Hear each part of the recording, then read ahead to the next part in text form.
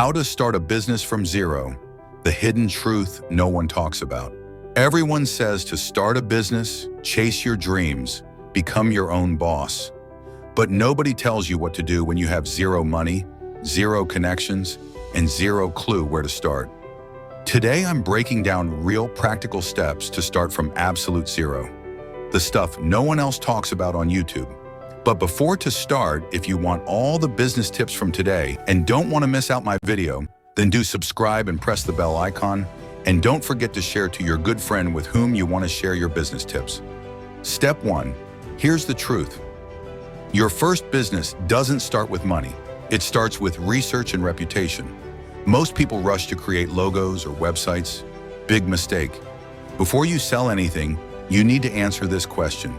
Who exactly am I solving a problem for, and why should they trust me? Go on Facebook groups, Reddit threads, Quora, and industry forums. Watch where people complain. That's where opportunity hides. Now take those problems and start sharing insights for free. That's called building credibility before capital. Step 2. Once you've built a small following or even a few engaged people, launch your $0 offer. Something free that delivers value but costs you only time. It could be a free 15-minute consultation, a downloadable guide, a mini video training. Step 3. Now it's time to make your first dollar. Analyze the feedback you got from your free offer. What did people struggle with most? That's your paid solution. Step by step. Don't sell a vague service. Sell a specific result. Step 4. Instead of begging for customers, flip the script. Pick 3 people who fit your ideal client and tell them this. I'm testing a new system to help solve problem. Normally it'll cost X dollars, but for now I'll do it free or at a discount in exchange for your honest feedback.